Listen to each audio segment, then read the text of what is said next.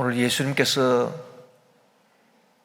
마지막 유언으로 우리에게 부탁하신 말씀, 너희는 내 증인이 되라 라고 하신 이 말씀을 우리가 깊이 생각해 봐야 된다고 봅니다. 예수님께서 십자가에 못 박혀 죽임당하시고 부활하시고 이제 성천하시기 전에 예수님께서 유언처럼 우리에게 하신 말씀이 마가복음 16장에도 기록되어 있고 또 이 사도행전에도 기록되어 있습니다. 마가복음 16장에 기록되어 있는 예수님 말씀을 보면 너희는 온 천하에 다니며 만민에게 복음을 전파하라. 믿고 침례를 받는 사람은 구원을 받을 것이고 믿지 않는 사람은 정죄를 받으리라. 그런 말씀이시고, 또 오늘 이 사도행전 1장의 말씀을 보면 오직 성령이 너희에게 임하시면 너희가 권능을 받고 예루살렘과 온 유대와 사마리아와 땅끝까지 이르러 내 증인이 되리라. 그렇게 말씀하신 것입니다. 그래서 복음을 전파하라 이런 말씀도 하셨고 너희가 내 증인이 되라 그런 말씀도 하셨는데 이 두 말씀이 사실은 같은 말 아니냐 그렇게 생각하지만 그러나 좀 차이가 있습니다. 아주 중요한 차이가 있습니다. 그것은 뭐냐 하면 복음을 전파하라라고 하는 것은 행동을 명령하신 것입니다. 그런데 너희가 내 증인이 되라라고 하신 말씀은 행동에 대한 말씀이 아니고 우리 존재 자체가 변화를 받아서 이전에 마귀의 종로로 타던 데서 이제 하나님의 자녀로 우리 존재가 변화를 받았으면 이제 성령의 권능을 받아서 내 증인이 되는 이 존재 변화를 말하고 있는 것입니다. 여러분, 행동보다도 더 근원적인 것이 존재입니다. 너희가 복음을 전파하라라고 하는 이 행동에 대한 말씀 우리가 생각해 보면 이 행동이라고 하는 것은 하다가 안 할 수도 있고 안 하다가 할 수도 있는 가능성이 있는 게 행동 아니겠습니까?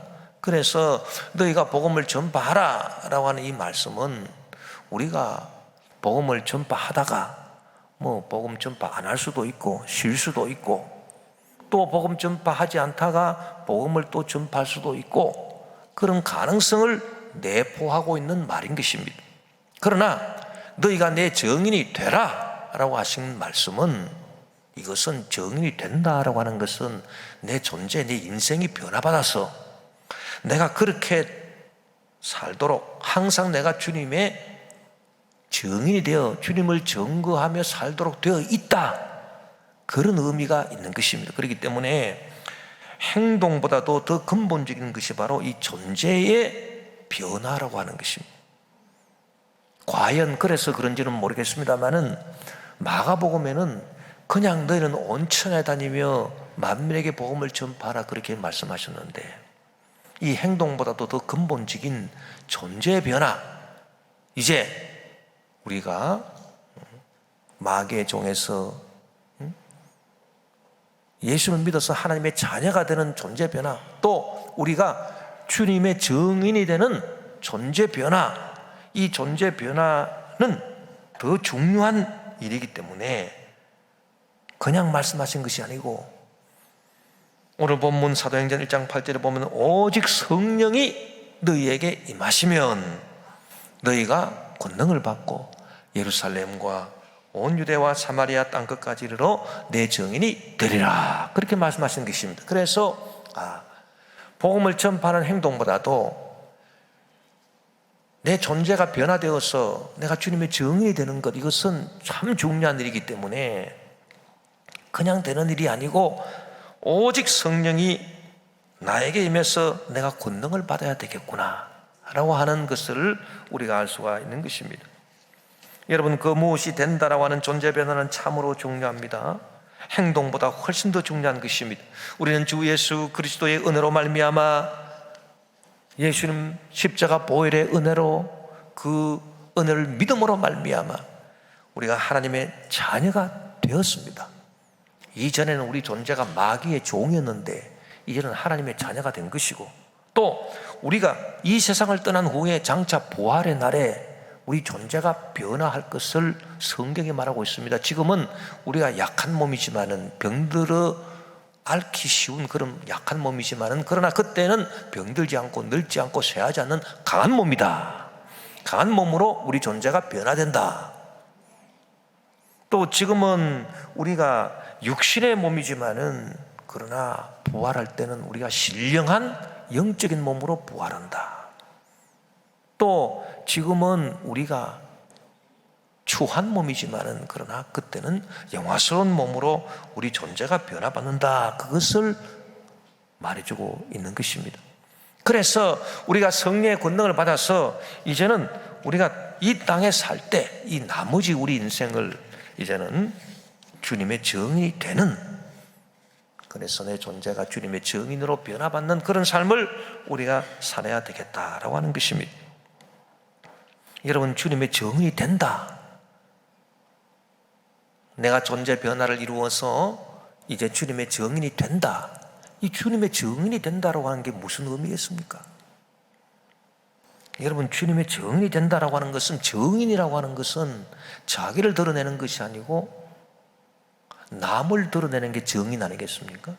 그래서 증인이다라고 하는 것은 내 자신을 드러내는 것이 아니라 나에게 역사하신 주님을 드러내는 것, 이게 주님의 증인이 되겠습니다. 여러분, 주님이 증인이 된다는 것은 내가 의로워지고 내가 거룩해진다는 의미는 아닙니다. 왜냐? 내가 의롭게 되고 내가 거룩하게 되면 내가 드러나게 되는 것입니다. 사람들이 나를 보고, 야, 저 사람은 참 의로운 사람이다, 거룩한 사람이다, 저 사람을 본받아서 나도 좀 거룩하게 그리고 참 의롭게 되었으면 좋겠다, 그렇다면 그건 내가 드러나는 일이지 주님이 드러나는 일이 되겠습니까?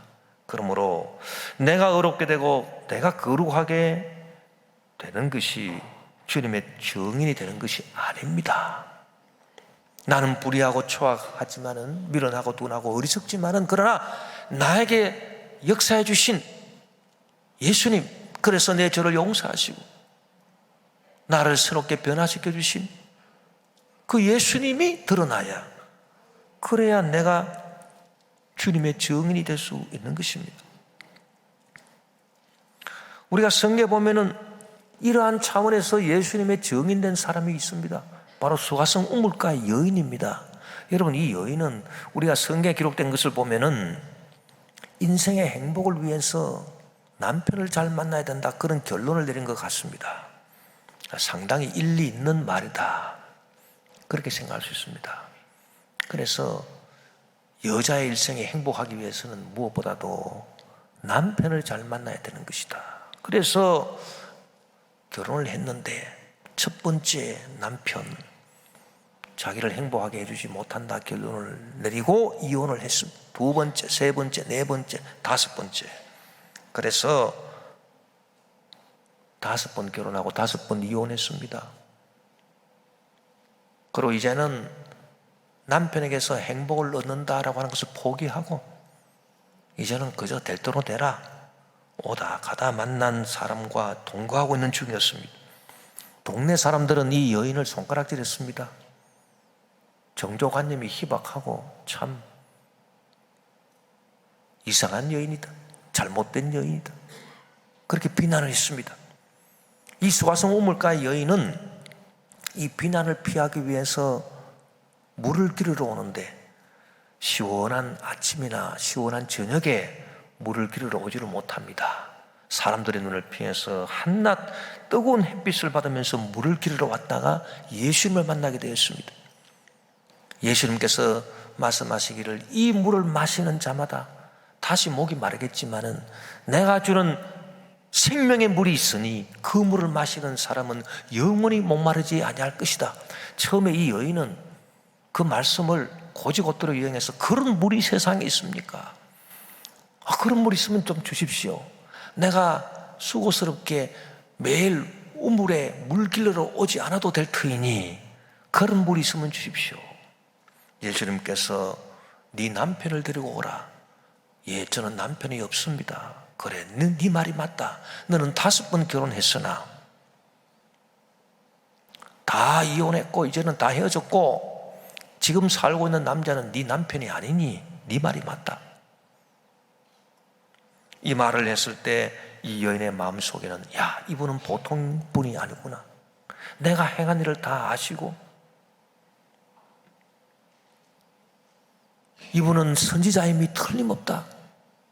그래서 그 여인이 깨달음을 얻었습니다. 이분은 하나님이 보내주신 선지자다. 그리고 예수님 말씀을 듣는데 자기 마음속에 깨달음이 왔습니다. 아, 내가 이때까지 헛살았구나. 나는 남편을 잘 만나면 내 인생이 행복한 줄 알고 5번이나 결혼한 적이 있지만은 이것이 잘못된 일이었구나. 그것을 깨달았습니다. 그러고 난 다음에 그 여인은 존재 변화를 이루게 된 것입니다. 아, 내가 이제 이런 사람이 되어서는 안 되겠지. 내가 이제 변화받고 정말 새 사람이 되어야 되지 않겠느냐.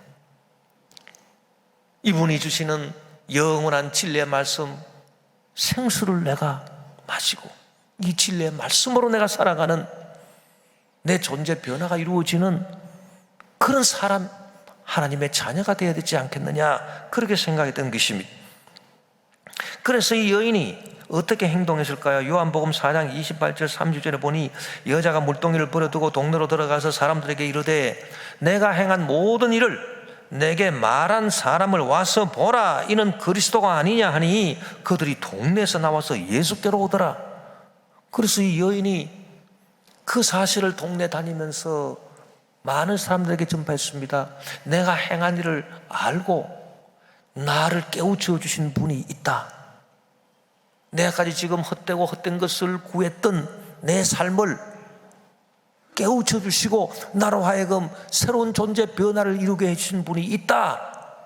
그분을 여러분들도 한번 만나봐야 되지 않겠느냐, 그 말입니다. 여러분, 이 수화성 우물가의 여인이 바로 주님의 증인입니다. 자기를 드러낸 것이 아니고 자기를 변화시켜 주신 주님을 드러냈기 때문인 것입니다. 동네 사람들이 주님께 나왔습니다. 그러니까 주님의 증인이 되었습니다. 우리가 병에 들었을 때에 병든 나를 고쳐주시고 건강해주신 주님이 나를 통해서 드러난다면 우리가 주님의 증인이 될 수 있습니다. 이러한 입장에서 12년을 혈류증을 앓다가 믿음으로 주님의 옷자락에 손을 댐으로써 고침을 받은 그 여인은 주님의 증인입니다. 또 소경거지 바디메오 같은 사람들, 주님을 만나서 저주의 인생이 저주받은 존재가 변화받아서 축복받은 존재로 존재 변화를 일으킨 그런 사람들은 자기들의 인생을 통해서 주님을 증거하게 되었으니 바로 주님의 증인입니다. 여러분, 수화성 우물가의 여인, 12회를 혈류증을 앓다가 고침받은 여인, 소경거지 바디메오 같은 사람, 이런 사람들이 대단한 사람들입니까? 대단치 않습니다. 그러나 이런 사람들의 공통점이 하나 있습니다. 그것은 뭐냐 하면은 주님을 만났을 때 제대로 만났다는 것입니다. 여러분, 우리가 주님의 증인이 된다 그러니까 야, 이것이 정말 힘든 일이 아니겠느냐, 거창한 일이고 아주 위대한 일인데 나 같은 사람이 그렇게 될 수 있겠느냐. 주님의 증인이 되려면 성령의 능력을 받아가지고 무슨 성령의 은사를 받아서 능력을 행하고 기적을 베풀고 이적을 행사하고 그렇게 해야 주님의 증인이 되는 것이 아니냐, 그렇게 우리는 생각할 수 있겠습니다만은 주님의 증인이 되는 일은 그다지 어려운 일이 아닙니다. 우리는 빛을 반사하는 거울처럼 주님께서 내 인생에서 이루신 일을 남에게 비춰주기만 하면 주님의 증인이 될 수 있는 것입니다. 그래서 주님의 증인이 된다라고 하는 것은 내가 성령의 능력으로 내가 무슨 은사를 받아서 이적을 행하고 기적을 베푸는 그런 일을 해야 주님의 증인이 되는 것이 아니고 수화성 우물가 여인처럼 12회를 혈증 앓다가 고침받은 여인처럼, 소경 거지 바데메오처럼, 여러분 주님을 만났을 때 제대로 한 번 만난 사람입니다. 그다지 어려운 일이 아닙니다. 주님 만날 때 제대로 한 번 만나는 거 그렇게 어려운 일이겠습니까? 저와 여러분 어떻습니까? 여러분 신앙생활 몇 년 하셨습니까? 신앙생활 하신 가운데 예수님 만났죠? 여러분 예수님 제대로 만나신 적이 있습니까? 그러면 여러분은 주님의 증인이 되는 것입니다. 주님의 증인이 된다는 것은 내가 성령의 능력을 받아서 세상에 나가 기적을 베풀거나 이적을 행사하면서 주님의 복음을 전하는 일이 아닙니다. 주님의 증인이 된다는 것은 내가 성령의 능력을 받아서 내 스스로 의롭게 되거나 또 내 스스로 거룩하게 되어서 사람들이 나를 주목하고 내가 드러나는 일은 더더욱 아닐 것입니다. 주님이 드러나야 주님의 증인이니까요. 또 주님의 증인이 된다는 것은 주님의 은혜를 내가 받고 죄사함도 받고 용서도 받고 치료도 받고 문제 해결도 받고 축복의 역사도 내가 받았지만은 이 모든 은혜를 내 속에서 고스란히 내가 내 속에 축적만 하고 그것을 반사하지 못하는 나 혼자만이 그 은혜를 누렸다고 할 때도 우리는 주님의 증인이 될 수 없습니다. 주님이 증인이 된다는 것은 무엇입니까? 주님께서 내게 행해 주신 은혜의 일, 내가 주님으로부터 용서받은 일, 내가 주님으로부터 치료받은 일, 문제 해결을 받은 일, 이런 것들을 내가 빛을 반사하는 거울이 듯이 그 주님의 은혜의 일들을 내가 주위 사람들과 반사하는 그런 사람이 된다면 우리는 주님의 증인이 될 수 있습니다. 최근에 우리 교회 가운데 주님의 증인 된 분 한 분을 소개해 드리겠습니다. 이분은 2007년에 말경에 뇌종양이 발견되었습니다. 위험한 뇌종양입니다. 아산병원에서 수술을 했습니다. 그 후에 의사 선생님이 이렇게 말했습니다. 언제 재발할지 모르기 때문에 항상 조심하고 5년마다 검사를 받아야 된다, 그렇게 말씀했습니다. 처음에는 매년마다 주기적으로 가서 검사를 받았겠죠. 5년마다 받아야 된다. 그래서 5년 있다 갔습니다. 5년마다 갔습니다. 최근에 병원에 가서 5년이 되어서 최근에 병원에 갔는데 의사 선생님이 진단을 해보시더니 놀라운 일이 일어났습니다. 이제는 5년마다 안 오셔도 되고 10년에 한 번 오면 되겠습니다. 그랬을 때 이분이 그 의사 선생님한테 이렇게 말했다는 것입니다. 내가 10년을 더 살지도 모르는데 어쨌든 10년에 한 번 오면 된다, 그 말입니까? 이분이 너무 하나님 은혜에 감사해서 우리에게 그 소식을 알려왔어요. 병원에서 나오자 그 소식을 알려왔어요. 여러분, 이분이 바로 주님의 증인입니다.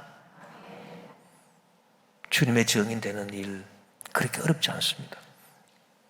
그래서 주님이 증인이 되려고 하면 두 가지만 있으면 됩니다. 첫째는 주여, 나는 부정하고 미련하고 둔하고 어리석고 죄가 많지만은 그러나 나 같은 사람한테도 주님 은혜를 좀 베풀어 주십시오.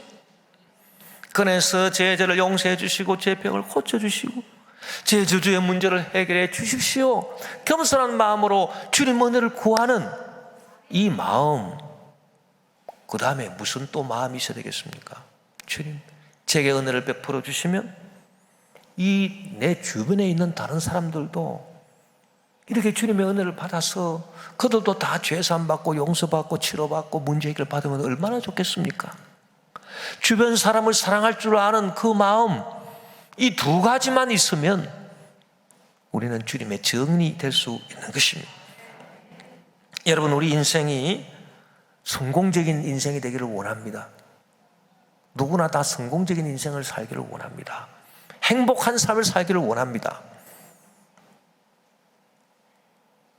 무엇이 우리로 하여금 행복한 인생을 살게 할까요? 주님의 증인이 되는 일만이 우리로 하여금 행복한 삶을 보장해 줄 수 있다라고 하는 것을 우리가 알아야 되겠습니다.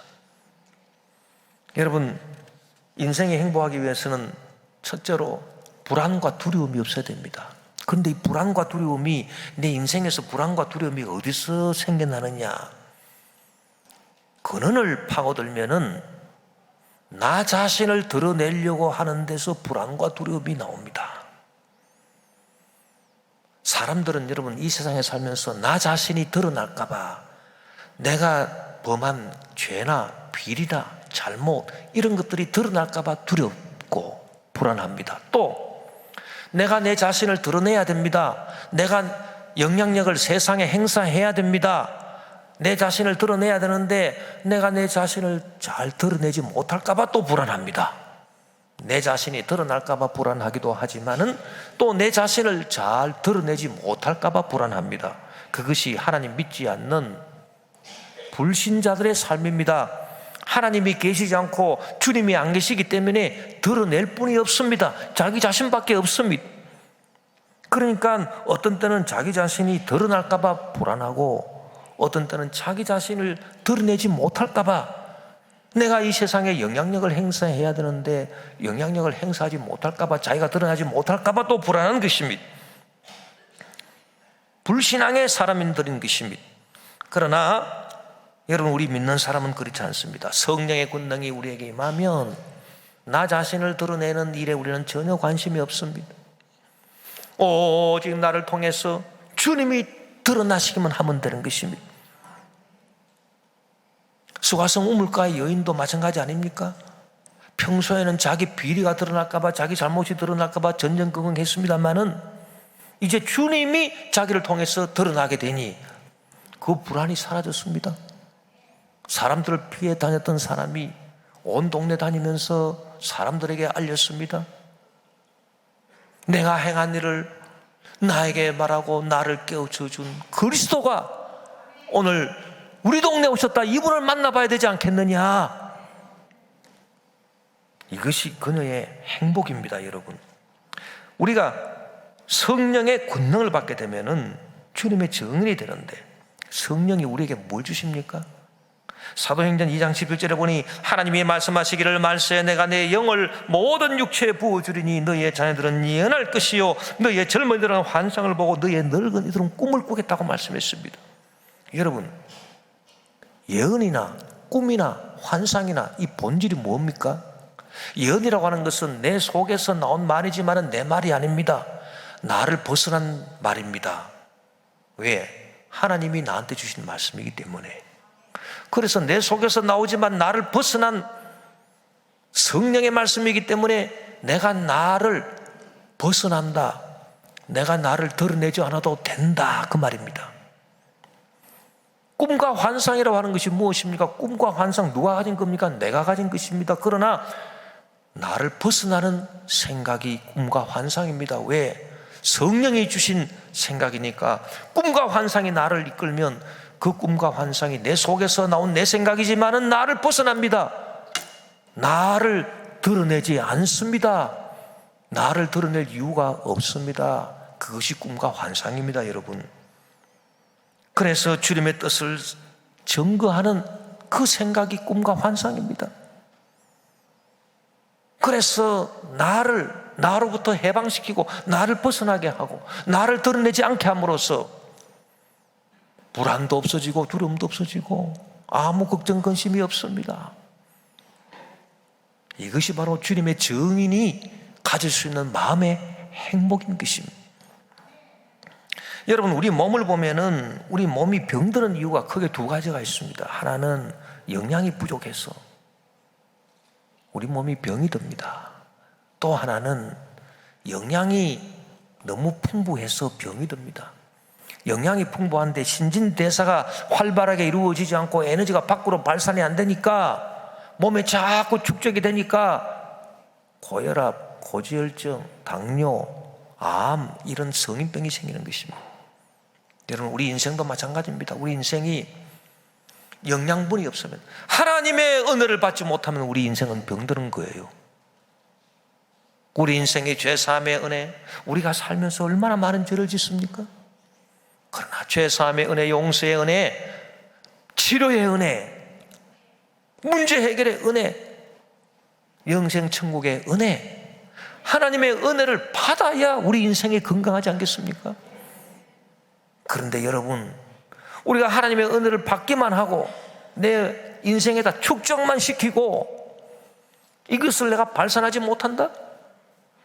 그러면 또 어떻게 되겠습니까? 또 병이 듭니다. 내 인생이 영적인 고혈압, 고지혈증, 당뇨, 동맥경화, 암 같은 그런 인생의 병이 들 것입니다. 왜? 발산을 못하니까. 여러분, 우리가 주님의 은혜를 받아야 되고, 그 다음에는 이 받은 은혜를 부지런히 우리가 밖으로 반사시켜야 됩니다. 전파해야 됩니다. 우리가 주님의 증인이 되어야 됩니다. 그렇게 할 때 내 인생이 참으로 건강해질 수 있는 거예요. 그것이 참된 축복이요 행복이에요. 여러분, 우리가 인생 살아갈 때 중요한 세 가지 용어를 우리가 살펴봐야 됩니다. 첫째는 내 존재, 내 생명, 내 존재고, 그 다음에 두 번째는 소유, 내가 무엇을 가졌느냐, 소유고, 세 번째는 내가 누구와 어떤 관계를 갖고 있느냐, 관계입니다. 여러분, 존재가 있고 소유가 있고 관계가 있습니다. 사람들은 많이 착각하기를 자기 존재를 행복하게 하기 위해서, 자기 인생을 행복하기 위해서 소유, 내가 많은 것을 가지면 내 존재, 내 인생이 행복해지지 않겠느냐, 그렇게 생각하고 열심히 공부해서 좋은 회사 들어가서 돈을 많이 벌려고 합니다. 소유를 하는 일에 아주 노력을 많이 기울입니다. 그러면 과연 소유가 많으면 내 존재, 내 인생이 행복해질까요? 예수님은 이 부분에 대해서 어떻게 말씀하고 계실까요?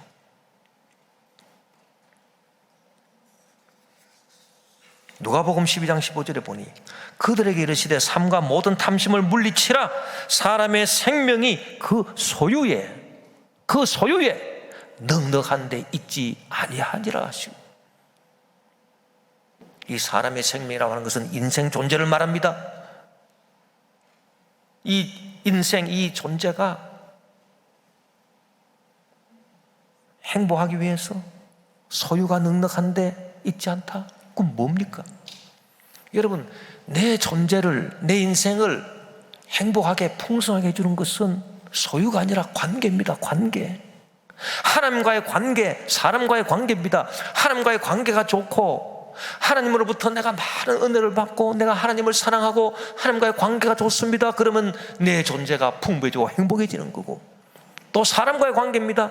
주변에 좋은 사람들이 많아서 그 사람들과 서로 나누고 서로 함께하고 좋은 것을 서로 가지고 서로 격려해주고 위로해주고 서로 힘을 합해주면 그것만큼 행복한 인생이 없습니다. 여러분, 우리는 이 관계라고 하는 것이 얼마나 중요한가, 남과의 관계가 얼마나 중요한가, 이것이 내 인생에 얼마나 결정적인가 라고 하는 것을 분명히 알아야 됩니다.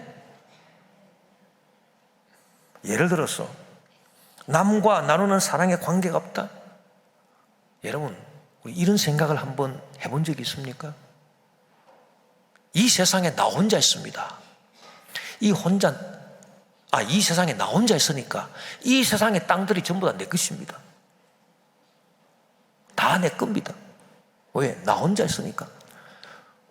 이 세상에 있는 땅을 나누어야 될 사람이 없습니다. 내 혼자 다 가지고 있습니다. 행복합니까? 그게 지옥입니다, 여러분.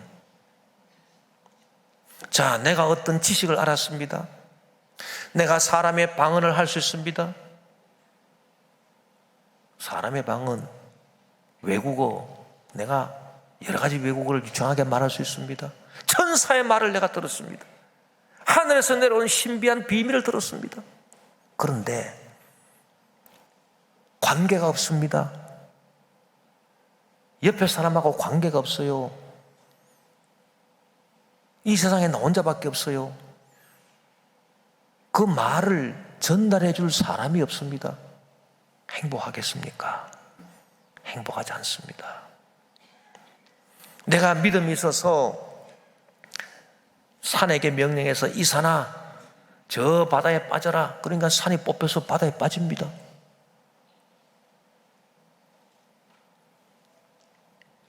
지진이 일어나라 하는 게 지진이 일어나고 광풍이 불으라 하니까 광풍이 붑니다. 기적이 일어납니다. 그런데 그 기적을 봐줄 사람이 아무도 없습니다. 옆에서 누가 봐줘야 되는데 봐줄 사람이 아무도 없어요. 관계가 없어요. 함께 그 기적을 보고 함께 나눌 사람이 없어요. 나 혼자 그렇게 합니다. 이 세상에서 무슨 의미가 있겠습니까? 고린도전서 13장 1절 2절에 보면 내가 사람의 방언과 천사의 말을 할지라도 사랑이 없으면, 이 사랑이 없다라고 하는 것은 뭐냐면은 함께 나눌 수 있는 사람, 관계가 없으면 그 말입니다. 그러면 내가 사람의 방언 한들 이건 소리나는 구리가 되고, 천사의 말을 한다 할지라도 울리는 꽹과리밖에 안 된다. 내가 예언하는 능력이 있어 모든 비밀과 모든 지식을 알고 또 산을 옮길 만한 모든 믿음이 있을지라도 사랑이 없으면 사랑이 없다. 사랑은 자기 혼자 되는 거 아니죠. 주변에 관계가 있어야 되는 거죠. 함께 나눌 수 있는 사람이 없다, 관계가 없다면 그 무슨 의미가 있겠습니까? 그 기적이. 그래서 내가 아무것도 아니라는 것입니다. 우리 인생을 참으로 행복하게 해주는 것은 소유가 아닙니다. 소유도 조금은 있어야 되겠습니다만은, 그러나 정말 소유는 아닙니다. 관계입니다, 여러분. 하나님과의 관계, 이웃과의 관계입니다. 주님의 정인이 된다라고 하는 것은 우리가 하나님으로부터 은혜로 받은 것을 주변에 나누기 때문에 가장 좋은 걸 나누는 겁니다. 가장 관계가 좋아지는 겁니다. 내가 가지고 있는 것을 나누는 것보다도 하나님이 내게 주신 것을 나눌 때 훨씬 더 관계가 좋아집니다. 내가 가지고 있는 것을 나누게 되면 주변 사람이 시기하고 질투할 수도 있습니다.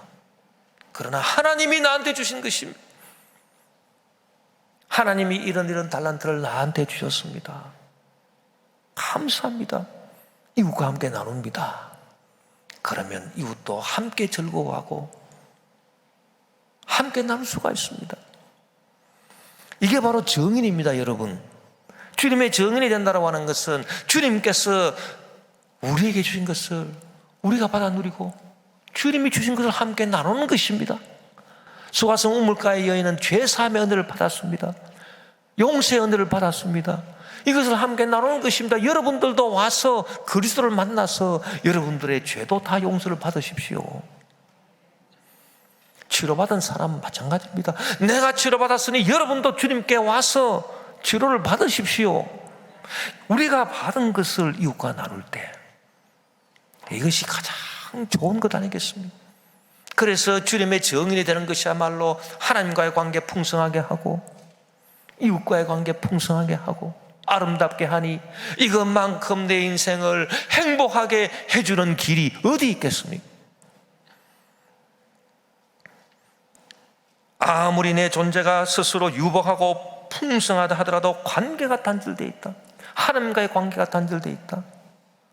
주변 사람과의 관계가 단절되어 있다. 이것은 지옥입니다, 여러분. 그러나 내 존재 자체가 좀 핍절함이 있다 하더라도, 좀 고통스러운 환경이 있다 하더라도 관계가 좋다, 하나님과의 관계가 좋다, 금방 회복됩니다. 주변 사람들과의 관계가 좋다, 위로받습니다.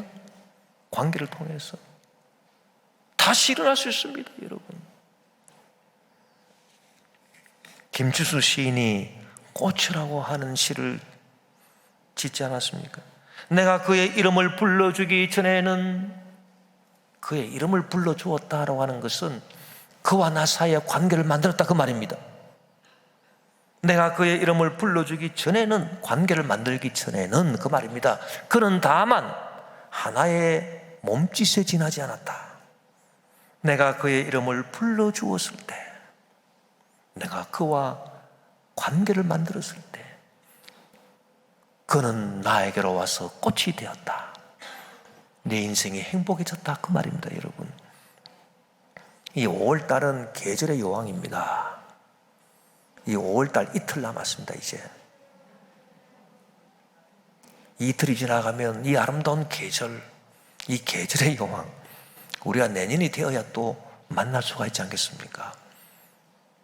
독일의 낭만주의, 위대한 낭만주의 시인 하이니 하이네라고 하는 사람이 이 5월에 대해서 특별한 시를 지었습니다. 눈부시도록 아름다운 5월이라고 하는 시입니다. Im wunderschönen Monat Mai, 눈부시도록 아름다운 5월에 Alles alle Knospen sprangen, 모든 꽃봉우리들이 피어날 때, 다 그때 Ist in meinem Herzen, 내 마음속에는 Die Liebe aufgegangen, 사랑이 솟아오르네. 이 시가요 독특한 게 꽃봉오리들이 싹 피어오르는 것처럼 5월달에 내 마음속에는 사랑이 또 탁 피어오르는. Im wunderschönen Monat Mai, 눈부시도록 아름다운 5월에 Als alle Vögel sangen, 모든 새들이 노래할 때.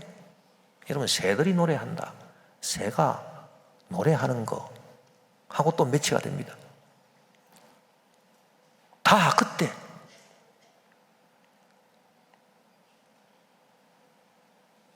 이이야 게스탄된 만제네 운터페아란 게 나는 내 사랑과 동경을 나는 그녀에게 고백했노라. 새가 노래하는 것처럼 나도 내 입을 열어서 다 그때 합 이이야 게스탄된 만제네 운터페아란 게 내 사랑과 동경을 나는 그녀에게 고백했노라. Aus meinen Tränen sprießen Pia blühende Blumen hervor, 내 눈물로부터 활짝 핀 꽃들이 많이 흘러나오네. Unter meine Seufzer werden ein Nachtigallen Chor, 그리고 나의 한숨은 변하여 밤개꼬리 울음소리 되었네. Wenn du mir lieb hast, Kindchen, 아이야 너가 나를 사랑한다면 생기디야 디 브루멘 아, 나는 이 모든 꽃들을 너에게 선사하리. Und vor deinem Fenster Joa klingen das Lied der Nachtigall, 그리고 너의 창문 가에서는 밤개꼬리의 울음소리가 들릴 것이다. 참 기가 막히게 아름다운 시입니다. 제가 어제 설교를 준비하고 밤에 산에 기도하러 올라갔는데 희한한 일을 체험했습니다. 내가 기도하기를 시작하는데 어디서 날아왔는지는 모르는 새인데 밤중이라 보이지도 않습니다. 어디 있는지도 모릅니다. 그런데 이 새가 찍찍찍찍찍찍찍찍찍찍 하면서 내가 기도하는데 계속 이 새도 기도하고 있는 것입니다. 그래서 하늘의 새 한 마리도 하나님께서 다 주관하시는데 이 새가 날아와서 나와 함께 하나님을 찬양하고 하나님께 노래하고 있구나. 얼마나 마음이 행복했는지 모릅니다. 여러분, 이 아름다운 5월이지만은 함께 이 아름다움을 나눌 수 있는 새들이 있고 꽃이 있고 만물이 있고 주변에 아름다운 사람들이 있습니다. 이것이 바로 우리의 행복 아니겠습니까? 내 인생이 그런 인생이 될 수 있다면 얼마나 좋겠습니까? 내 인생이 주님의 증인이 되면 이와 같은 행복한 삶을 내가 살아갈 수 있지 않겠습니까? 후회 없는 인생을 살아갈 수 있을 것입니다. 우리가 눈을 감을 때 나는 행복한 인생을 살았다 고백할 수 있을 것입니다. 그리고 주님 품 안에 안길 수 있을 것입니다. 그런 주님의 증인의 삶을 살아가는 저와 여러분 다 되시기를 주의 이름으로 축원합니다.